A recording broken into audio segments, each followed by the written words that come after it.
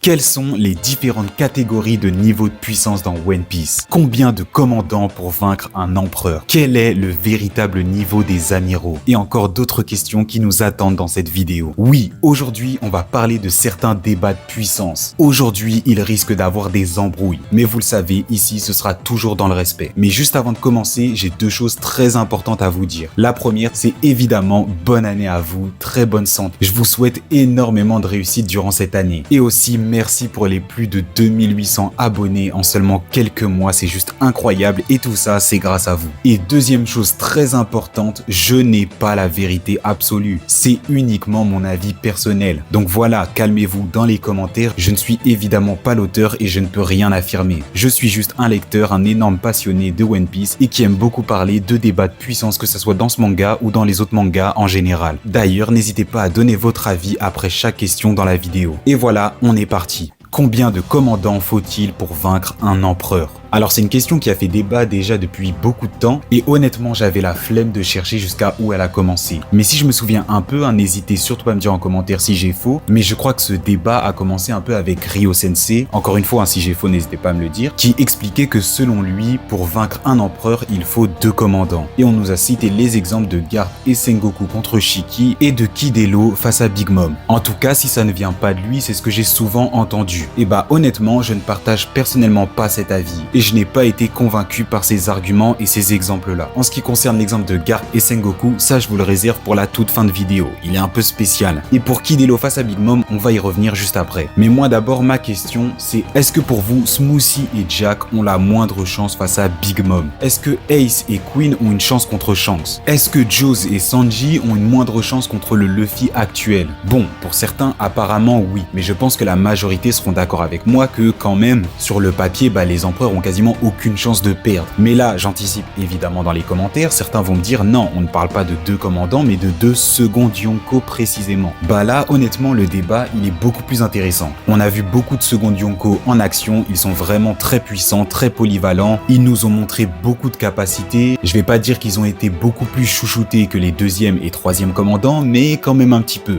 En tout cas, sur le papier, ça sonne déjà beaucoup plus intéressant. Pour moi, un combat Katakuri et King contre Kaido, ce serait pas mal. Mais là, encore une fois, même s'ils arriveraient à lui donner un peu de difficulté, je pense que l'empereur serait quand même favori. On va revenir sur l'exemple de Kid et Law face à Big Mom. Déjà oui, je partage évidemment votre avis. Pour moi, Kid et Law ont largement obtenu un niveau de second Yonko et pour certains, ils l'ont même surpassé. Mais je suis désolé, pour moi, ils n'ont jamais vraiment gagné contre Big Mom. Premièrement, vous le savez très bien pour ceux qui ont vu ma vidéo sur Big Mom, qu'elle est très probablement le personnage le plus nerf du manga. Et là où Luffy contre Kaido a été un combat de Haki et de Zoan mythologique, le combat des 2 supernovas face à l'empereur a clairement été un combat de fruits du démon contre fruits du démon. Je vais pas dire que Big Mom n'a été qu'à 50%, mais quand même, Big Mom n'a quasiment jamais utilisé son Haki. Bon, Haki de l'observation, il doit être plutôt normal, mais elle a un Haki de l'armement monstrueux et elle a aussi un Haki des rois très puissant. De plus, elle est même capable de le revêtir dans ses attaques physiques. Tout ça, elle ne l'a pas utilisé face aux 2 supernovas. Bon, certains vont me dire que Kid et Law non plus n'ont pas utilisé leur Haki, mais eux c'est pas très grave parce qu'ils n'ont jamais eu un Haki très puissant. Les deux ont très probablement juste les bases du Haki de l'armement et de l'observation, tandis que Kid, il a le Haki des rois, mais je vous avoue, je suis même pas sûr qu'il a conscience qu'il le possède. Donc le nerf au niveau du Haki, c'est surtout Big Mom. Et deuxièmement,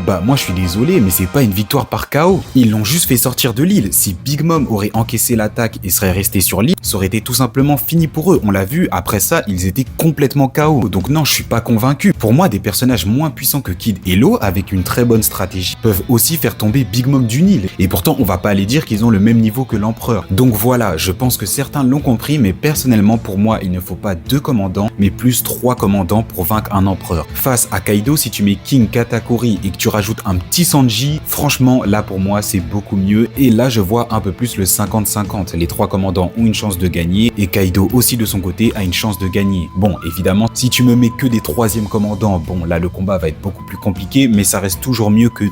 Et surtout pour moi, les empereurs ont 3 commandants, je pense que ce n'est pas pour rien. Pour moi, lorsque l'empereur n'est pas là, ce n'est pas un ni deux commandants, mais plutôt les trois qui vont venir le représenter. Que ce soit en puissance ou autre chose, je pense que vous l'avez compris. Pour moi, ce sont les trois commandants qui vont venir représenter l'empereur. Donc voilà, pour moi, pour vaincre un empereur, il faut au minimum 3 commandants. Quel est le niveau des amiraux? Bon, pendant longtemps, les amiraux, ils étaient comparés aux empereurs. Forcément, la plus grande force du côté des pirates, c'était les empereurs. Et du côté de la marine, leur plus grande force, c'était les amiraux. Et comme One Piece, c'était pirate contre marine, bah on se cassait pas trop la tête. Mais finalement, en analysant un petit peu l'œuvre, bah tu te dis qu'il y a quand même pas mal de problèmes. Et que, on va se dire la vérité, les amiraux ne sont clairement pas au niveau des empereurs. Et je crois que c'était Ryo Sensei qui avait cité cet exemple. Bon, après, j'ai envie de vous dire, c'est normal, tout ce qui concerne les débats de puissance, lui, il était là un peu depuis le début. Donc c'est un peu normal qu'on va souvent citer son nom. Que ça soit lui ou pas, bah on a un problème de cohérence. Évidemment, si un amiral égale un empereur, pourquoi Barbe Blanche sera à la Marineford? Enfin, je veux dire, ce serait clairement une mission suicide d'y aller, alors qu'il y a 3 personnes au minimum qui ont le même niveau que lui, et encore, voire peut-être un petit peu au-dessus, parce que pour moi, à ce moment-là, Barbe Blanche est clairement le plus faible des Yonko. On le voit durant la guerre, Barbe Blanche a clairement confiance en ses enfants quand il faut affronter des amiraux. On le voit avec Jaws et Marco. Et surtout, bah si un amiral égale un empereur, pourquoi la marine n'irait pas capturer les empereurs? Parce qu'il suffirait d'envoyer une flotte et 2 amiraux, et comme un amiral est déjà égal à un empereur, bah 2 amiraux accompagnés d'une flotte, ce serait largement suffisant. Et de l'autre côté, tu réserves un amiral pour protéger Marineford, et si un empereur les attaque, bah t'as déjà un amiral qui équivaut à un empereur. Bref, vous voyez que ça n'a aucun sens. Et en plus de ça, on voit que les empereurs sont supérieurs aux amiraux dans les combats. Le premier, c'est évidemment Barbe Blanche contre Akainu. Akainu s'est fait corriger par un Barbe Blanche le plus nerfé possible. Le mec n'avait quasiment plus de haki, aucune utilisation du haki des rois, haki de l'observation et de l'armement très faible, voire quasiment nul, bridé par sa santé, le mec peut avoir des problèmes cardiaques en plein combat et s'arrêter complètement, poignardé par Squardo et j'en passe de toutes les autres attaques.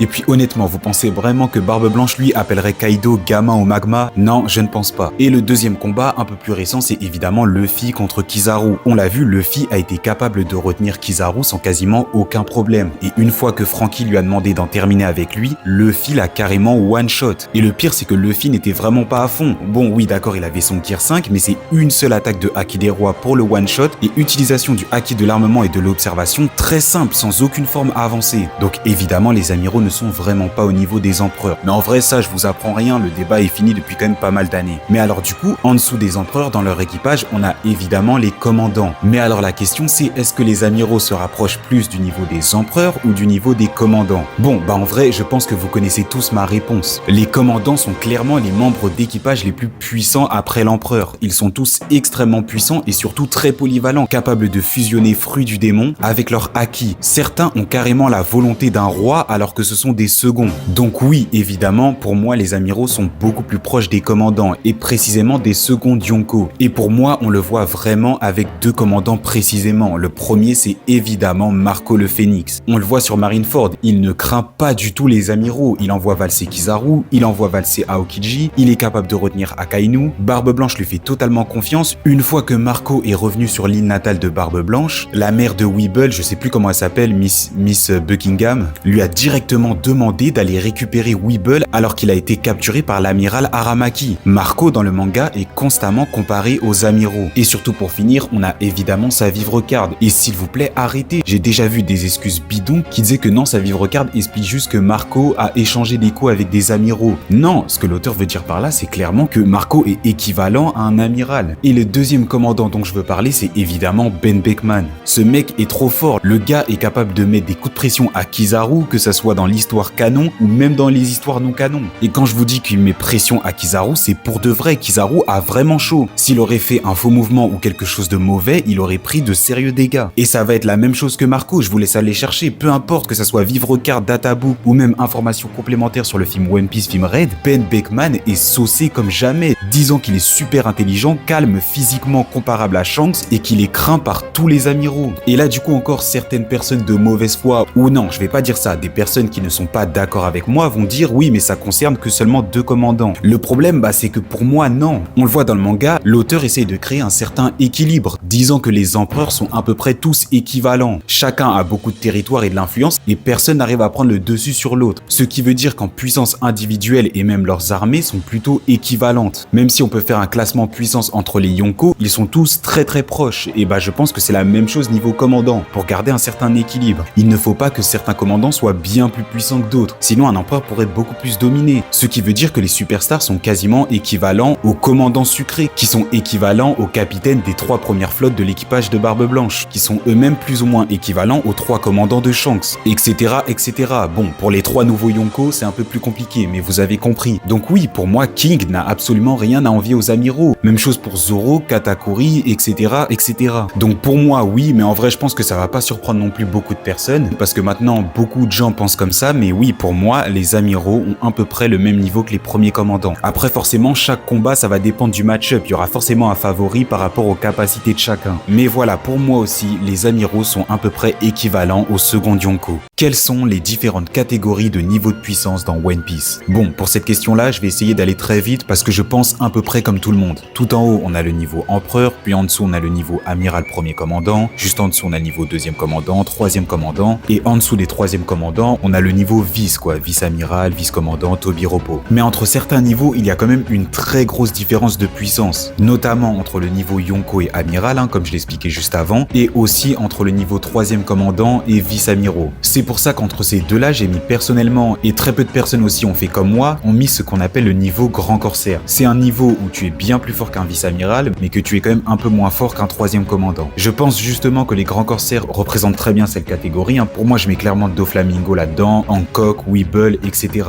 La seule exception, c'est évidemment Mihawk. Et aussi un peu Kuma, parce que je vois que pour beaucoup de personnes, Kuma a plus le niveau d'un troisième ou d'un deuxième commandant. Mais bon, ça c'est votre avis. En tout cas, je trouve que certains le représentent très bien. On a évidemment Doflamingo, qui a humilié Smoker, qui est moins fort qu'un commandant amiral, mais qui n'a pas peur d'affronter Fujitora ou encore Jaws. Je pourrais mettre aussi Luffy après ses 2 ans d'entraînement, celui de l'arc Île des Hommes Poissons jusqu'à l'arc Dressrosa. Il est clairement bien plus fort qu'un vice-amiral, mais il ne fait pas encore le poids face à un commandant amiral. Mais justement, lui aussi, il n'aura pas peur d'affronter Fujitora ou par la suite Cracker. Et comme dernier exemple, je pourrais mettre aussi Rob Lucci. Alors oui, à ma grande surprise, pour beaucoup de personnes, Lucci a le niveau d'un deuxième ou premier commandant. Mais personnellement, je ne pense que pas du tout et qu'il a clairement le niveau d'un grand corsaire. On l'a vu sur Egghead, il a mis très mal Sentomaru en un seul coup, mais pour moi, il a pas le niveau d'un commandant amiral et pourtant, il a pas peur de se confronter à Zoro. Et à la fin, il va bien évidemment perdre. Et on a aussi du coup tout en haut ce fameux niveau que tout le monde nomme le niveau intermédiaire. C'est un niveau où tu es plus fort qu'un commandant amiral, mais que tu es moins fort qu'un empereur. Le personnage le plus nommé à ce niveau, c'est évidemment Riley Vieux, qui ne craignait pas du tout Kizaru. Par contre, il assume lui-même ne pas faire le poids face à Barbe Noire. Comme on a Riley Vieux, on pourrait mettre également aussi Gaban Vieux. Pour moi, dans cette catégorie, il y a aussi Luffy juste avant le Gear 5 sur le toit, où il affronte Kaido et en même temps apprend à revêtir le Haki des Rois. On pourrait bien évidemment aussi mettre d'autres niveaux en dessous de vice-amiraux, vous pouvez les appeler comme vous voulez, je sais pas moi, colonel ou niveau pirate qui ont en dessous d'une prime de 100 millions, peu importe. Et même chose tout en haut, il y a aussi évidemment des niveaux supérieurs à celui d'un empereur. On peut mettre par exemple, je ne sais pas, le niveau roi des pirates, puis le niveau Imu, le niveau Joy Boy, le niveau Nika, vous faites ce que vous voulez. Donc voilà, je pense que c'est à peu près le même avis que tout le monde à certains détails près. Quel est le niveau de Monkey D. Garp? Le niveau de Monkey D. Garp est clairement l'un des plus gros débats niveau puissance dans One Piece. Et je crois que ça a encore commencé avec Ryo Sensei, décidément encore lui. Enfin, si ça se trouve, c'est pas du tout lui, N'hésitez pas à me dire dans les commentaires si ça vient de quelqu'un d'autre. Enfin bref, il va partager son opinion personnelle et va nous expliquer que selon lui, Garp n'a pas le niveau de Goldie Roger et n'a pas non plus le niveau des empereurs des mers. Bon, en ce qui concerne le débat sur la puissance des amiraux, on peut dire qu'il a obtenu la majorité. Pour le débat combien de commandants pour vaincre un empereur, ça va, je crois que ce débat n'a pas vraiment fait trop de bruit. Mais en ce qui concerne la puissance de Garp, il a créé une de ses guerres et ça a clairement divisé la communauté en 2 parties. Mais du coup, il va donner ses arguments et ses exemples pour essayer de prouver que Garp n'a pas le niveau qu'on pensait tous. Alors je vais revenir sur ces exemples, mais tout d'abord, essayons de voir les exploits de Garp vieux. Et on peut dire qu'il en a pas mal. Sur Marineford, il a renvoyé Marco en un seul coup qui n'a absolument rien vu venir. Il s'est ensuite posé tranquillement sur la chaise des amiraux et après ça, personne n'a réussi à passer. Ou j'ai plutôt envie de dire personne n'a voulu passer, sauf évidemment son plus gros point faible, Luffy. Et je tiens à rappeler que là, on parle uniquement du Garp vieux. Parce que oui, dans One Piece, la vieillesse baisse quand même pas mal le niveau. Elle va diminuer les capacités physiques et diminuer la puissance du Haki. C'est Garp lui-même qui va venir confirmer qu'après avoir balancé son Galaxy Impact, qui a détruit une bonne partie de la ville de la ruche, va clairement se plaindre et dire que ses forces ont bien diminué.